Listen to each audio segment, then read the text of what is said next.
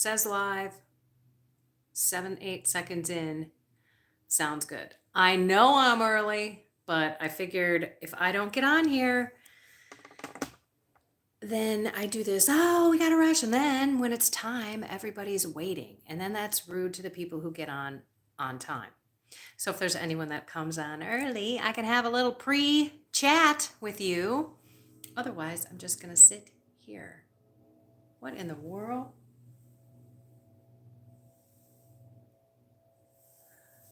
I don't know if you can hear that, but something is outside buzzing, and it sounds like not a motorcycle, like maybe someone's running their lawnmower out. All right, I'm early, so I thought I'd chat if anyone wanted to chat with me beforehand. We've got I don't know, 5 minutes, something like that. Just want to be cognizant of everyone's time. I know people are busy, and I don't want the people who get here on time to wait. So that's why I thought I'd come out a little bit. What's up, Patsy?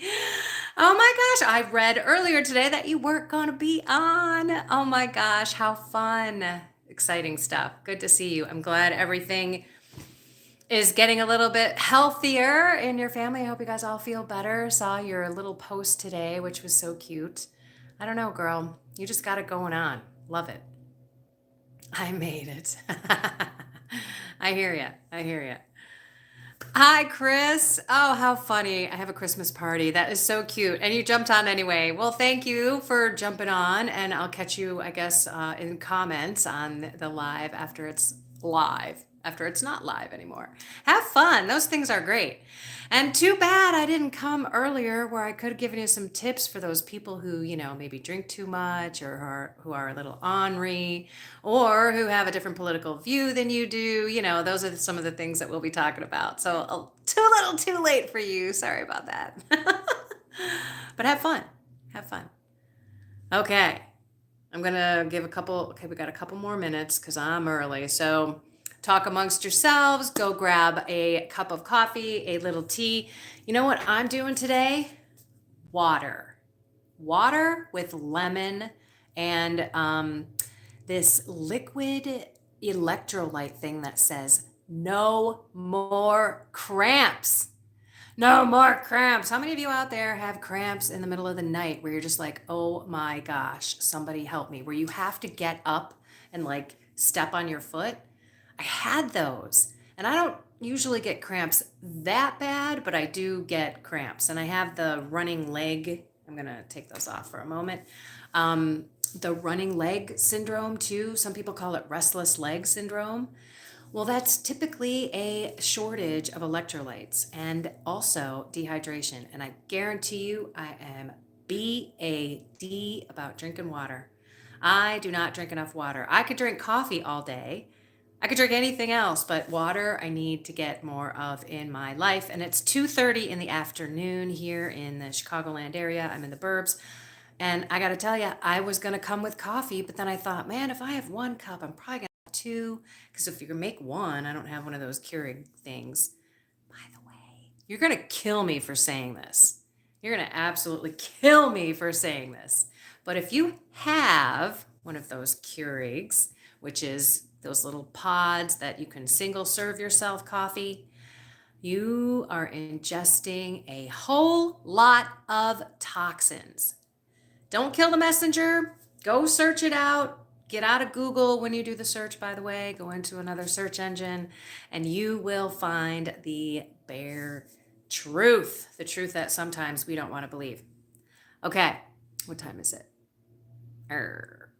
I'm going to wait until we get up to the 5-minute mark because I do think I came on 1 minute early. Okay, but I'm going to prep you for what we've got. Oh, anyway, there's lemon in here too.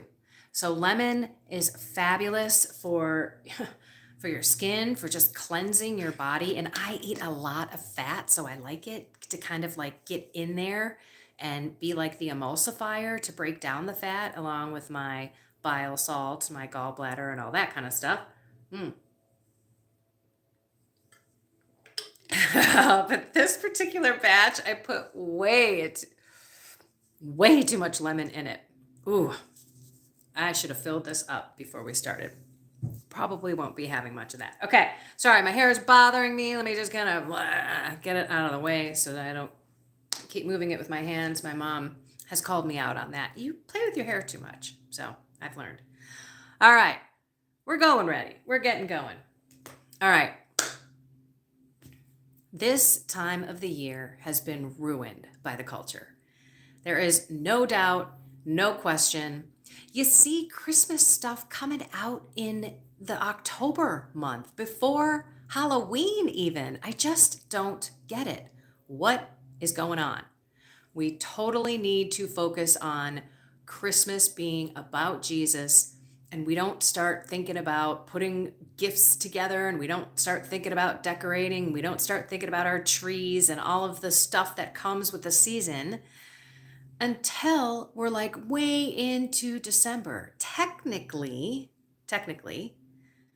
Catholics back in the day, I think all Christians back in the day, did not decorate trees or their homes until Christmas Eve. And that's still a real serious, big practice to a lot of traditional Catholics. And I don't disagree that we should do what the whole season is about, which is not decorating the day after Thanksgiving and getting everything up, but truly focusing and awaiting the birth of Jesus and Christmas Eve. And then celebrating after he's born, because that's what we're waiting for. But all too often, the culture has us celebrating before that. And I'm going to rest on a very smart priest, Father Mike Schmitz. And I don't know him, maybe I should call him Father Michael Schmitz. But he has said that it doesn't matter if you decorate before Christmas Eve or Christmas Day. Do whatever brings you closer to God. And I'm going to share with you, I did not decorate one year until Christmas Eve, and I did not feel the same. The season just didn't hit me where I wanted it to hit me the same way than if I had Christmas decor up. And I'm not, going to a bunch of Christmas parties, and I'm not, making Christmas cookies and doing all that other stuff. I just want my home to have that beautiful spirit. And it does. And that's what I did this year. So I'm leaning on him. If it brings you closer to Jesus, then do it. But if it's because it's a decorating time and you want to get your house to look like the seasonal stuff. I mean, I know people that have Halloween decorations and Thanksgiving and fall and Christmas, and maybe you got New Year's, 4th of July. I don't know, maybe you got something for Easter and spring and all that kind of stuff.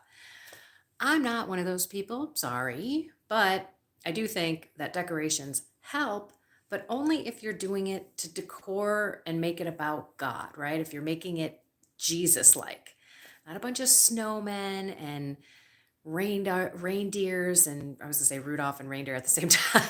That came out reindeer. I mean, sometimes that gets a little overboard, but I know some of you have children. And so there's that delicate balance, and we'll get into bringing Jesus into the season. But let's just talk about materialism for a second. I mean, I just dove right into decor. And again, do what brings you closest to Jesus. And that's not Kendra saying it. It's a priest who's well known, Father Mike Schmitz.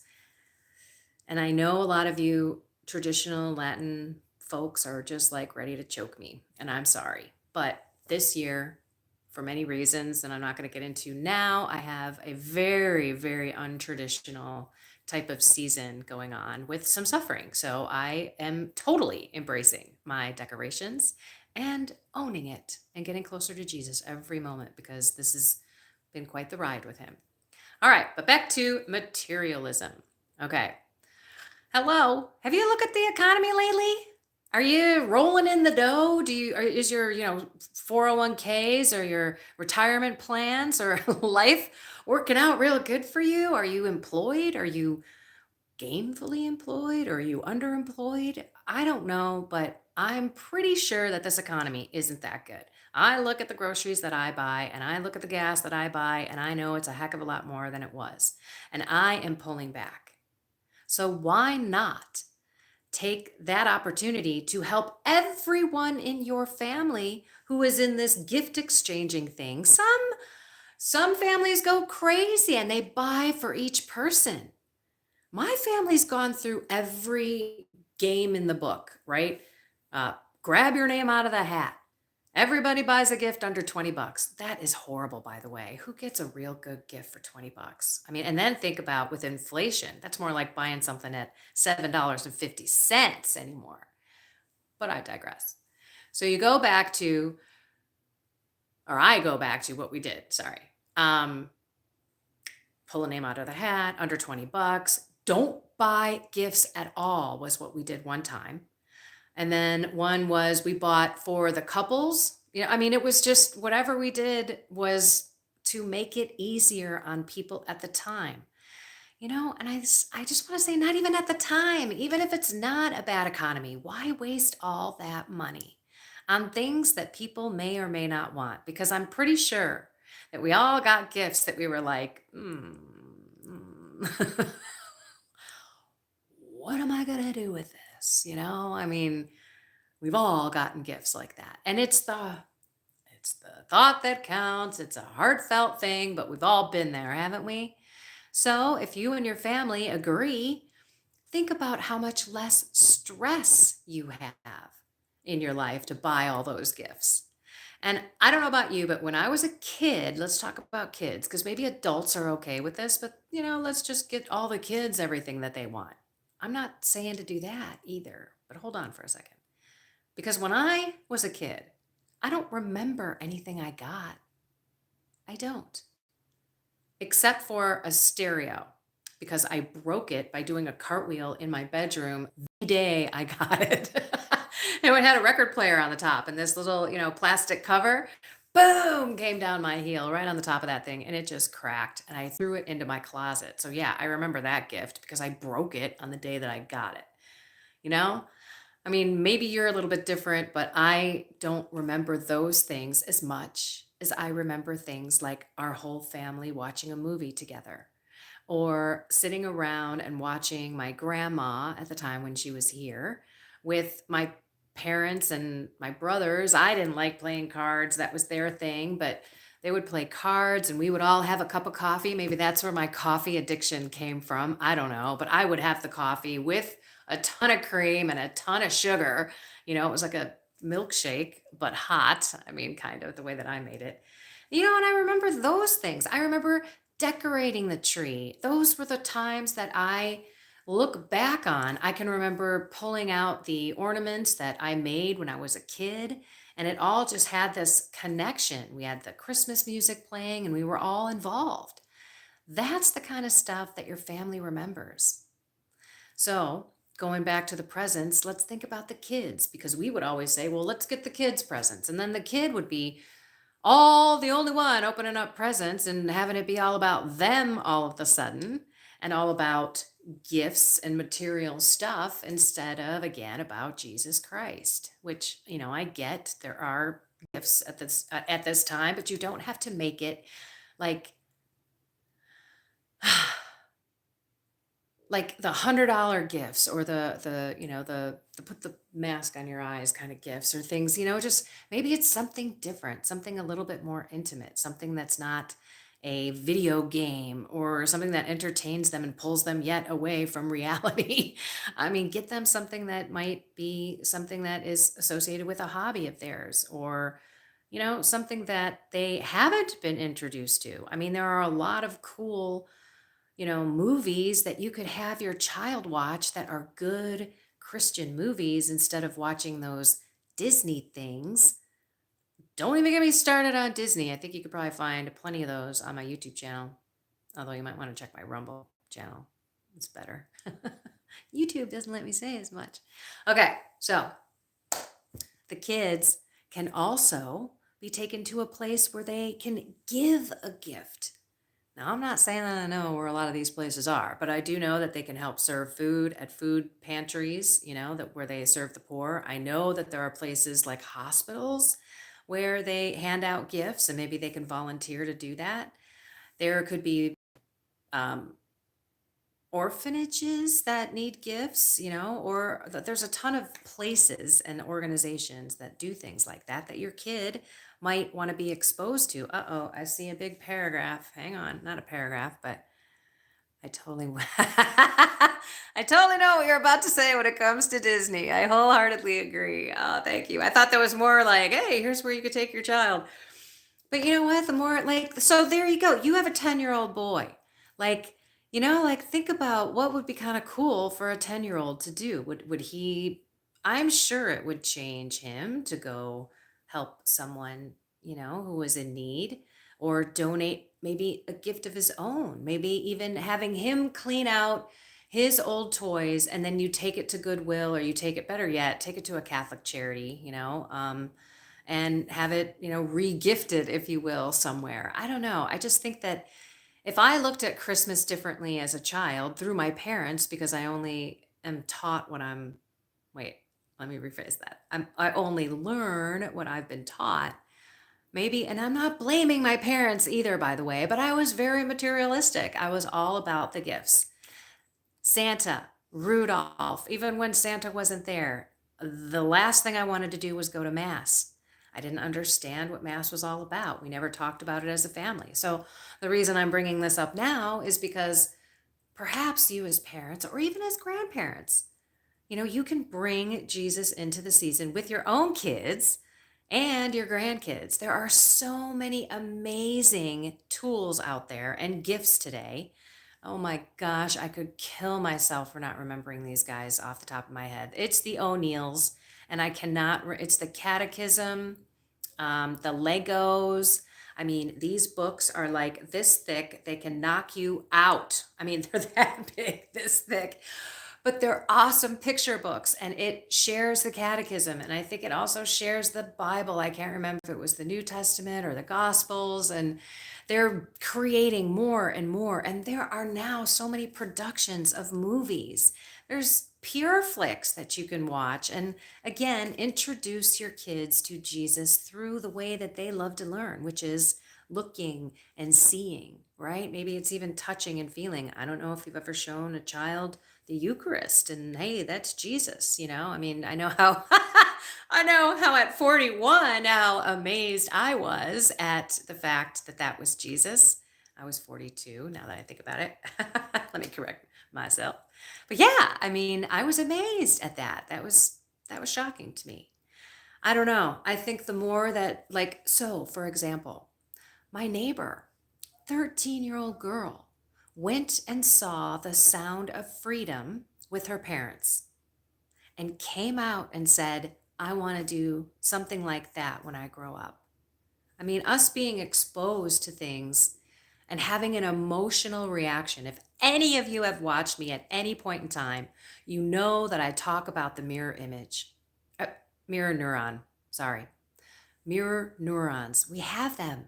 When we watch movies and we cry along with the movie, that is a mirror neuron. We are relating in a way that our emotions take on that person's emotions. So you can be that mirror neuron to the kids through your emotional reactions. And all of us can show our joy and make that their joy. Because when they don't know any better and, oh my gosh, that's Jesus? I mean, think about an inquisitive mind, because I was like that at 42. Anyway, okay. Got any other questions out there about like anything to add, I should say, about materialism and ways that you can change the way that your family celebrates? Think about the pluses with this. Number one, you save money. Number two, you save time and stress and frustration. Number three, you save even more frustration trying to find a company that you can buy stuff from. Because I'm not going to Target or Kohl's or Amazon. I mean, it is difficult anymore for me to go find a place that I am going to spend my hard earned money. Companies that have my belief system. I know there's like online places like Public Square and other things that are coming up. And if you have any, put them right in these comments to share with people, because I think we need places to go that we know share our values. Again, it's hard for me to shop. The other day I had to go into Target because I needed water filters for my water filtration system. I have a smart water thing that goes into my refrigerator, and I went downstairs and I realized, oh my gosh, I have no filters. And I'm not drinking something like 497 solid particles, like, what? I think there's like solid copper in there. There's, what's that stuff that kills you? Arson? There's arson in our water. There's a ton of chlorine. I mean, go out to smartwater.com. I don't get paid for any of this. It's just a great tasting water system when you don't put too much lemon in it. And I'm thirsty, so I'm going to take a quick drink. So yeah, I had to go into Target, and it killed every bone in my body to walk in there and then to pay for that because it's not cheap. I will tell you, those filters are not cheap. All right, materialism, you can get by without it. All right, let's move on. Now, how do you bring Jesus into the season? It's hard, especially if you've got like a family like mine. Sorry, my hair is starting to go down. Everything gets thrown. Oh, I just spit. Sorry. All right, I'm just gonna sit here. Everything gets dragged back with the hoodie. I'm not a hoodie fan, but they seem to only sell those anymore. Back to Jesus. Okay, how do you bring Jesus into the season without your family really kind of being into it? Because it's hard. They don't want to be like, Mom, come on, keep that Jesus thing out. And if they do, then you could say, are you seriously going to tell me to be quiet on Christmas? That could be your number one response. And they're all going to have to be like, I bet we can't tell her to be quiet on Christmas. This is her day if you're the only one in the family, And so you can make light of things. Number one, I sat down with my kids and I watched that Strobel movie. Oh my gosh, I didn't prepare to talk about this, so I can't remember his name. Oh, darn it. I'm going to have to come back and put the comment in here. Unless someone can put it on here. He was a Chicago Tribune guy who was an atheist, and his wife was converted first. She was also an atheist. And gosh, Strobel. I know it's Strobel. So Strobel, Christian movie, and you can figure it out. But anyway, it's two atheists, and he went crazy trying to prove that there was no Jesus, and he couldn't. And so he ended up converting, not to Catholicism, but he did convert to Christianity. And I asked my family as a Christmas present to watch it with me. Now, did it convert any of them? I don't know. I mean, the kids, my stepchildren are Lutheran, raised Lutheran. My husband and I were both raised Catholic. I'm practicing. He's not, but he's on a journey. Don't worry. Mary and Jesus have him. But in the end, I planted a seed. Look, moms, dads, brothers, sisters, cousins, relatives, best buddies, co-workers, whoever you are and whoever you're trying to convert, know that even Jesus couldn't convert them in his own town. That's biblical. So it's the people in your own family who are most likely going to look at you and say, yeah, okay, I'm not going to listen to you, my dorky sister that I've lived with for my entire life, or, the parents who look at you like a complete mess, or maybe don't look at you like a complete mess, but just aren't there yet. And that's okay.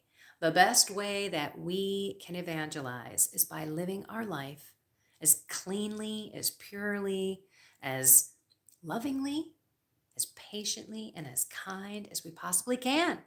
And then they can see us and say, wait a minute, that's not the Kendra I know. That's not the Chris I know, the Patsy I know, the who else is out here that I know, Diane I know, the Robert, the Dr. Robert that I know, right? So people can look at you and say you're different. Oh, Diane, I'm going to put you in my pocket and carry you around a little bit. She pretty much says, hey, I've noticed you've lost some weight. Have you been exercising and dieting? What is your routine to slim down? Oh, girlfriend, Yeah, it's about this time last year that I had the beautiful blessing and grace from God to connect my soul, my mind, my body. And I actually created a membership channel right here on YouTube. You can check it out. Click join, $4.99 a month. I go out there and I started it probably back in April, I think. And we did our first challenge, and I educate you on everything that I've learned, my keto diet, exercise program. I've been recently putting out some little exercises that can help us in some major areas in our life as far as mobility is concerned with our hips and our core and all that kind of stuff. More to come, but yeah, it has been an amazing journey. I have so many videos, soul, mind, and body. I'm working on my soul, mind, and body conquer addictions and bad habits book. Hey, by the way, everyone, I kind of put that on hold because of some things that are going on in my life personally, but I now need to pick that up. So, if any of you are out there that want to toss a prayer in your prayer life for me to do God's will and just have him get me to sit down and write that book. I know a lot of people need it. There you go. Diane was just asking about it, like what you doing? How are you doing that? And I just want to get it in the book. Now, it's not going to be a diet book per se, but it will go through the whole education and what I myself, what has been working for me. And I think that's the big key with the diet aspect of it. It's really individual, even though I know some basic rules are across the board. Okay, but that's not what this live is about. But that's so awesome, Diane. Maybe I'll do a live on that, and you guys can just pummel me with questions. Lee Strobel, the case for Christ. Yes. Thank you, Dr. Robert Sheridan. All right, seriously, dude, thank you so much. That was it. That's the one. And it wasn't even that good of a movie. I know that they were struggling through it. I should have watched The Passion of the Christ instead and had all of us cry. That would have been intense. But subtitles might have turned them off too. I don't know. Kids nowadays. Okay, maybe you've got them. Maybe you've got, kids that are in their 20s. I say kids, they're not really kids. They're young adults, but they're certainly not fully formed. You're not fully formed until you're 30-ish. I read once 26, and then I read another thing that said 30. That's when you're hypothalamus, and I don't even know where that is, where that gland is in your head, where it's completely formulated and you are a reasoning adult. And up until that point, you're not. And I like to say 30 because that's when Jesus started his ministry. That's when he left home from Mary. And if you think about your own self, I didn't know what I was doing before I was 30. I used to advise my stepchildren now, who one just turned 30, that you don't really know what you want until you're 30. So maybe there's something to that 30. Anyway, can you imagine all your kids living with you till they were 30? Anyway, well, I think, in this day and age, we think 18, they're okay. They can go off to war. They can vote. They can, live by themselves. No, they can't. They can't. And I'm sure a lot of you have proof that they can't. All right. I'm going to go look at my notes over here because I got to figure out. Oh, we're bringing Jesus back into it. Okay. So bringing Jesus back in. The main way is by the way that you live, everyone. I'm sorry. If you're drunk and swearing up a storm at a Christmas party or at your own family party, and you're calling people out and you're being not Jesus-like, how do you expect anyone to really take your words for anything then when you start criticizing or judging them and how they live if you're not changing? That was when someone called me out with my mouth at a party, oh, you profess to be this, Christian, and listen to you, man. Oh my gosh. And it hit me like a ton of bricks. She was right. And hopefully this is God speaking through me to you if this is what you are doing. Maybe this is God saying to you, hey, I didn't talk like that. I didn't act like that. I don't want you to act like that or talk like that. How are people supposed to come to me, saying Jesus? I'm not being me. Jesus says, how are people supposed to come to me through you if that's how you behave, if that's how you talk? So it really starts with us. And when we bring Jesus in, we could do it in a fun way, people. Okay, so I did it at one of my Christmas parties. I had a few drinks, by the way. I just have to say this. Like, if you're going to try to bring Jesus into the season, do it in a lighthearted way, especially if there is alcohol involved. Don't force people to stop what they're doing and sit down and play some sort of Jesus trivia type of thing. I threw this in when we were playing a dice game. My family's very competitive and, I mean, we gamble with like, little chips that are like pennies. So it's just fun. We're competitive that way. And while we're doing it, that's when I brought questions up about Jesus. Okay, multiple choice. Why did Jesus die for us? Because these were questions that I didn't know. As a Christian, let alone a Catholic, how could I not know why Jesus died for us? How could I not know that Jesus was God? Jesus isn't just God's son. He's not just God's son, like he's actually God. And that Jesus is the Eucharist, Holy Communion, in the Catholic Church only, not in any other denomination. No. I think it might be in one of the other rites, though. But I know it's not in the Protestant and all those other denominations, but there are other ones that are not exactly Roman Catholic. I know there's like 21 rites or something like that. Now I'm getting caught with my Catholic pants down, not knowing what I'm talking about. So I do know that there is another, but it's just escaping me. And so, hey, Dr. Sheridan, you got that one up your sleeve? Or go look on that there interweb and let me know, because there is another where it is the Eucharist, but it's not exactly the Catholic faith, Orthodox. I don't know. I'm losing it. Anyone? Bueller? Okay, so again, alcohol, if you're going to drink at these parties and everything, then just be aware that, you might get a lot of blowback. That's really what I wanted to say on the whole thing. Greek Orthodox. All right. Okay. All right. Is that it though? I thought there was another one. I know it's not. The Benedictine is Catholic, but I didn't look it up. But they're pretty close to Catholicism. Okay. Hey, Jonas. Yo, what up? All right. We're moving on. Okay. Thank you for your help. Okay, bringing Jesus in. So again, alcohol, never good. But you know what? If you bring it in a fun way, and it was fun. As a matter of fact, they got competitive. Like I, again, have a competitive family. So if you could make games, and that's another thing that can replace that whole gift thing. And I will be one to say that I am not a game person. I mean, get me out of those like showers that have those games, bridal showers, baby showers. Like I'm a total dude when it comes to that stuff. I hate those things. I hate the games. But the neighbors across my street threw rockin' showers, by the way. So I'd always attend ones of those. And they had some games, but they were really fun. And that's the key.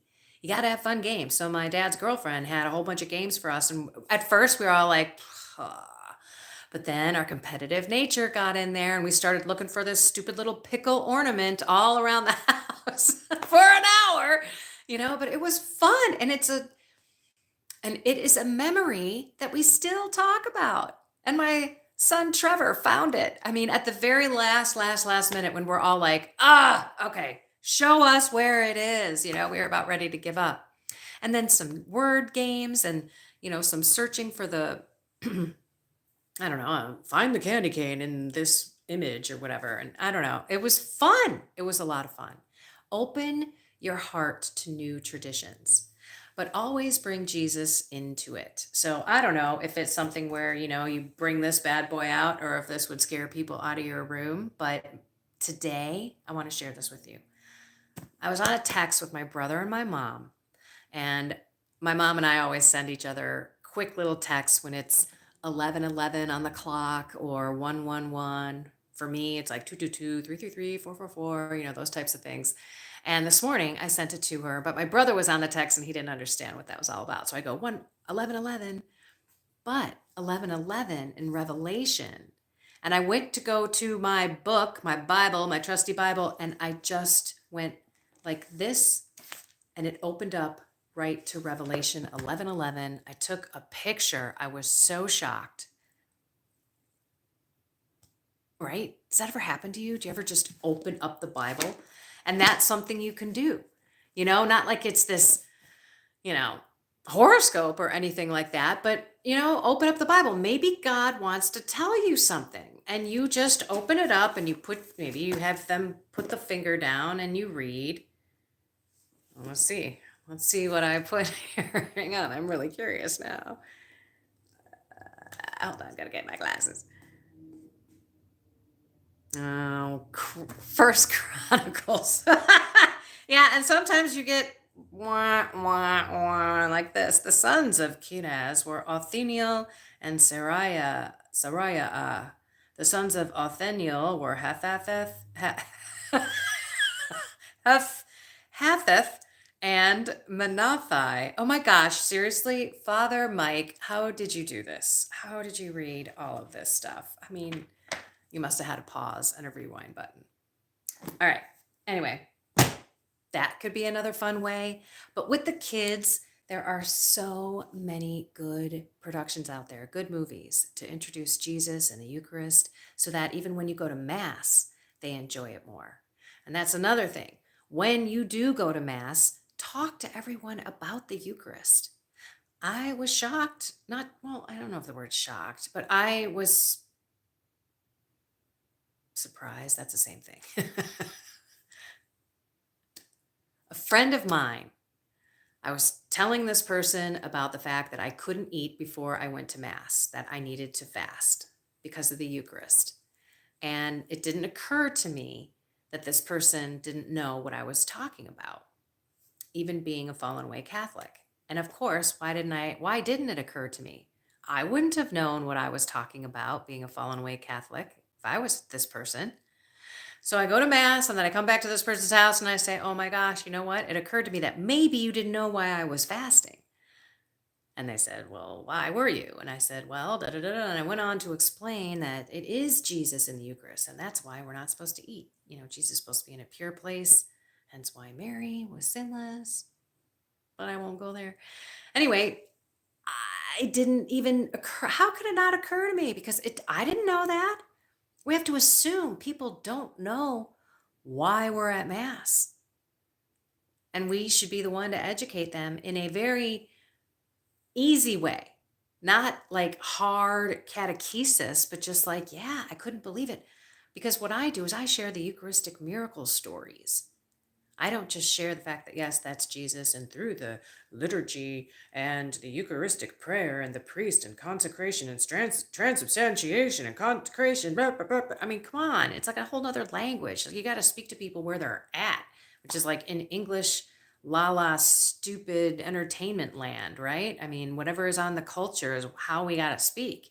So that's why I say, oh my gosh, man, I cannot believe that I saw Eucharistic miracles. And this story at this time, like in 1993, some of them are recent.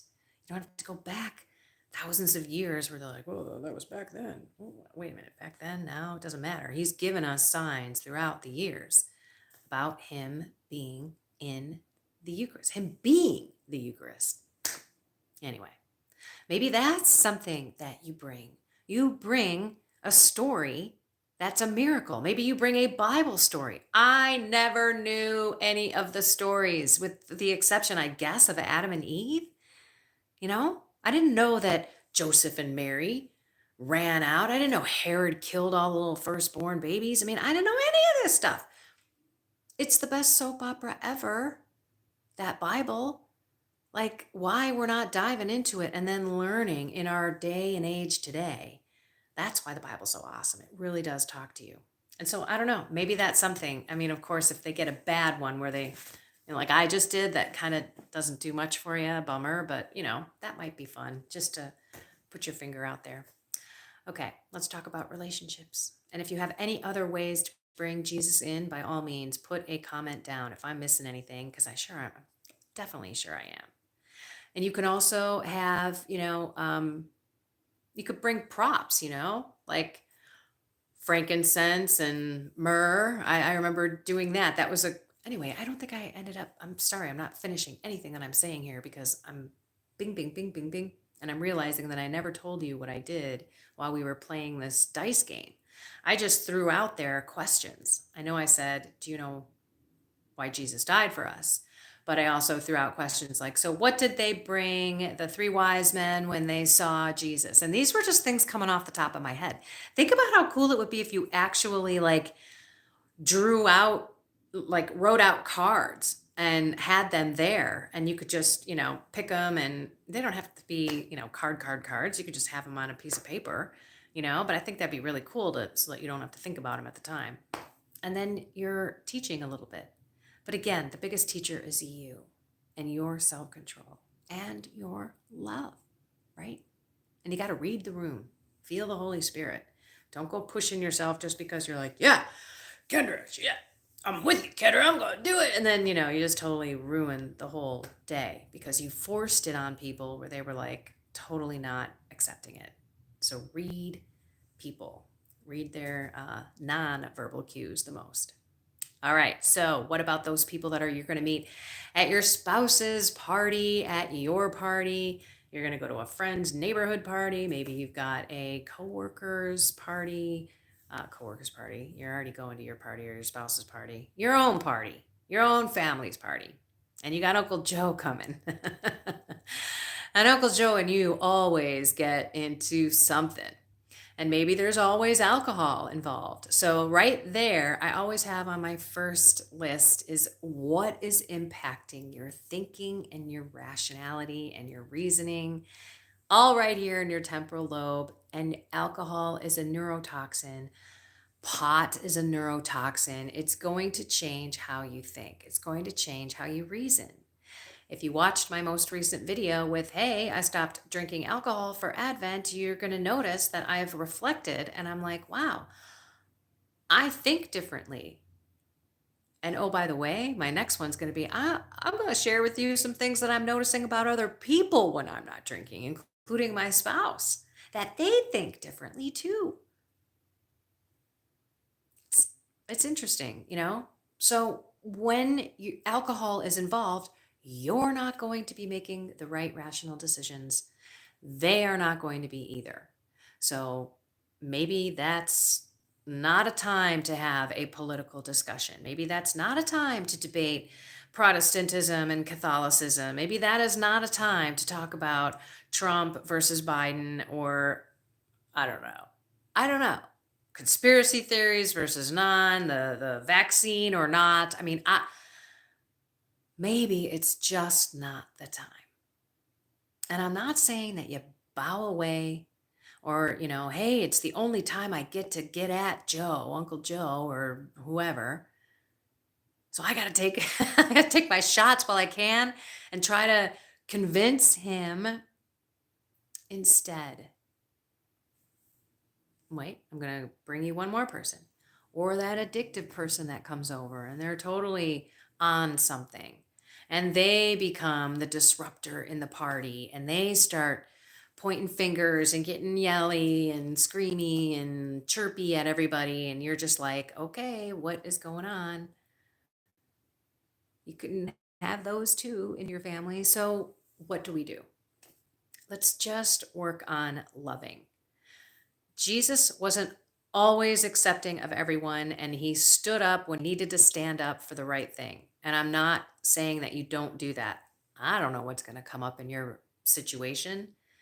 But if it's an absolute time where you need to stand up and respect your husband, your children, your faith, then do it by all means.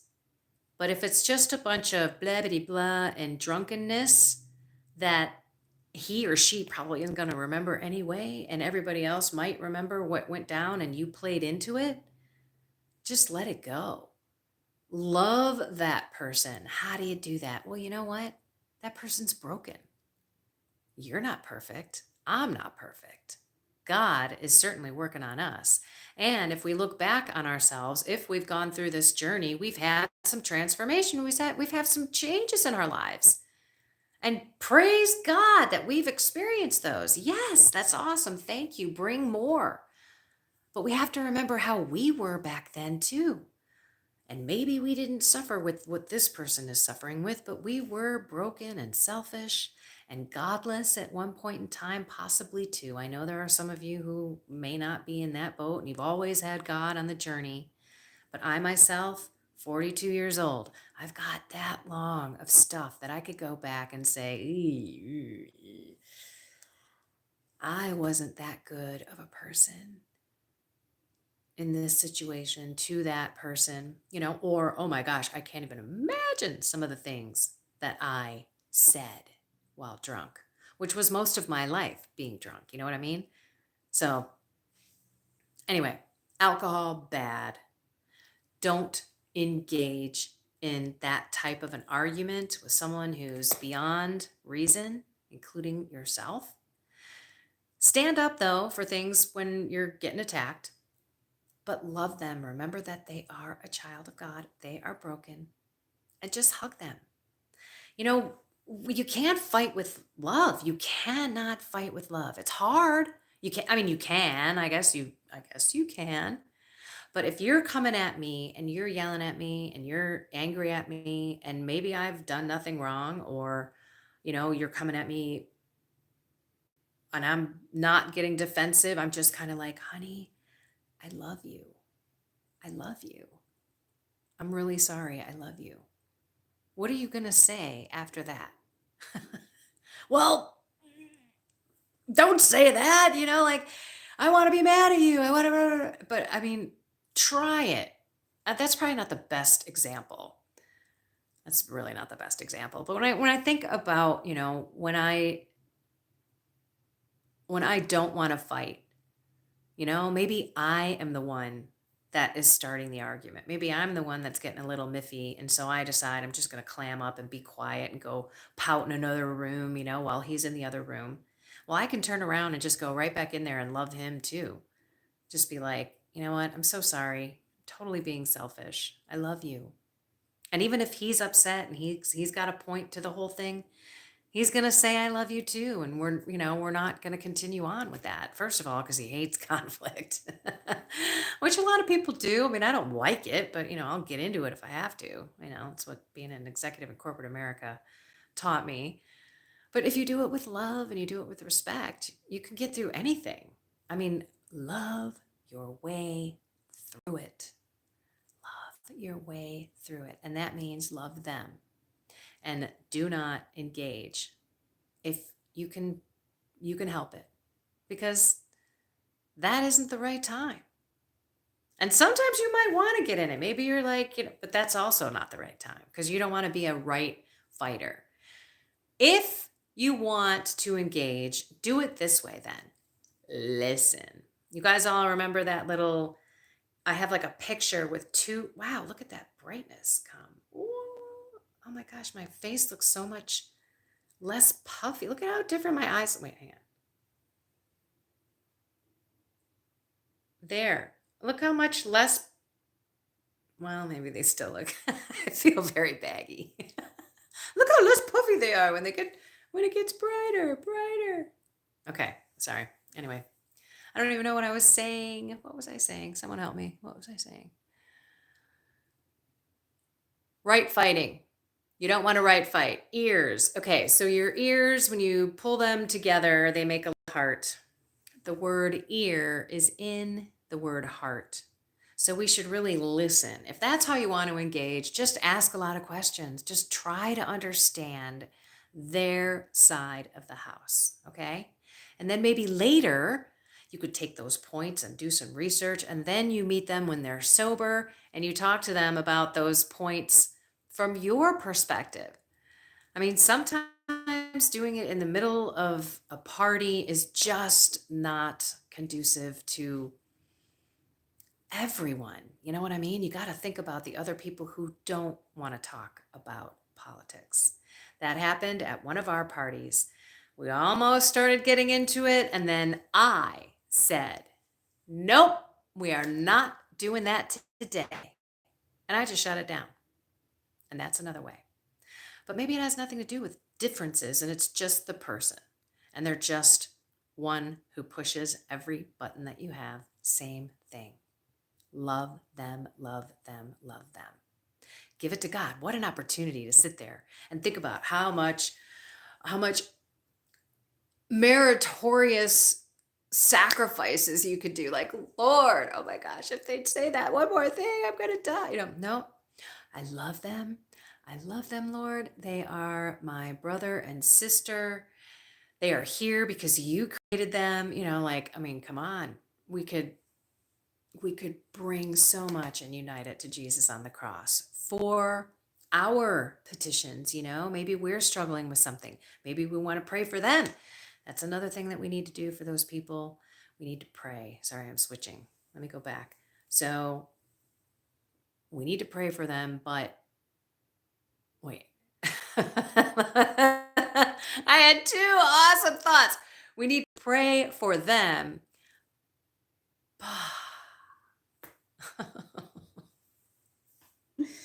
Oh, we need to pray. All right. Let me just keep going on the one topic and then I'm going to wrap up. Okay. We need to keep them in our prayers. Before they come over to our house, we need to be praying. We need to if they're coming over to our house, if they're not coming over to our house, then we need to prepare our hearts to go over to their house or to someone else's house where they will be.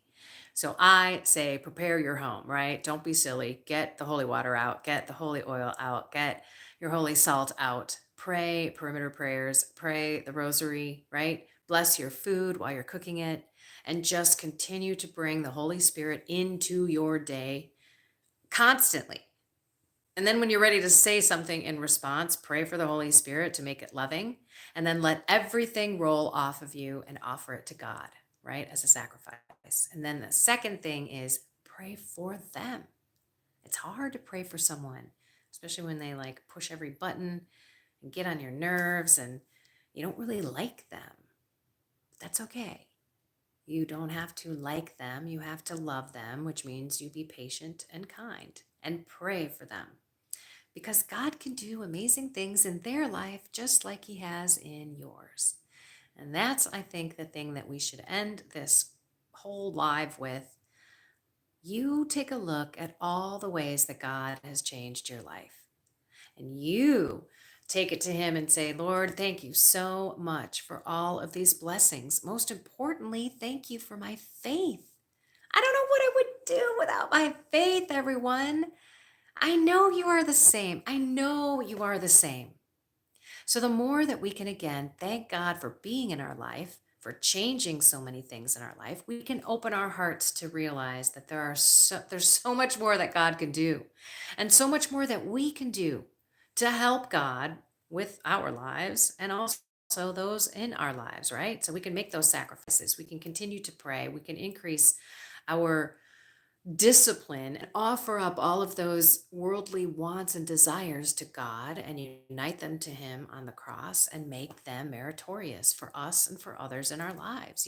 We can play a bigger role in other people's lives. We can get that book by Father Ripperger and we can pray for our children. We have authority over those little souls in our lives. So let's be praying for them. There's so much we can do that I don't think we do. Right? If you were praying for these people before they came over and you prayed the whole day and, maybe you even did a novena prior to this big party just to make sure that there was peace and love and, no arguments that typically happen, you might be amazed at how the Holy Spirit works in everybody at that event. Give it a shot. Because again, it's soul, mind, and body, right? You always got to have God there first. Keep him throughout your day. Pay attention. This is why when you pay attention and you grab that thought about punching Uncle Bob in the nose because he said that thing for the 50th time, you can give to God and let it go and let that peace that surpasses all understanding fill you up, right? And don't have a problem taking a step away. Women got to go to the bathroom, men got to go get a drink. There are great excuses, or maybe vice versa. Maybe you're the one that needs the bathroom and the other one needs the drink. But you know what? Hold on one second. I'll be right. I forgot I had to, don't lie. Go to the bathroom, make yourself go. Don't just go to go. But I've done that. You want to get away, you kind of have to get away sometimes, I don't know. I think that's funny. What do we got here? Okay, I got no other. I'm offering. You guys can keep me here as long as you want. You put a comment down. I'll continue on. If you have any questions specifically to your situation, happy to give you my thoughts. I mean, they're just that. They're thoughts, experiences, and things that I try to do, but I'm not always perfect. There are times when I blow it, everyone. So again, love yourself through these holidays too, right? The Christmas season isn't easy because we need to be different. We need to say, Merry Christmas. We need to bring Jesus into the season. We need to knock out the materialism, and we need to love everyone, whether we like them or not, like Jesus loves us, and we need God for that. So prayer is big. And if you're not praying and you're trying to get through this season without it, best of luck to you, because you are going to fall right back into your subconscious programs and do the same thing that you've done every season that you're trying not to do this year. That's why you're watching this.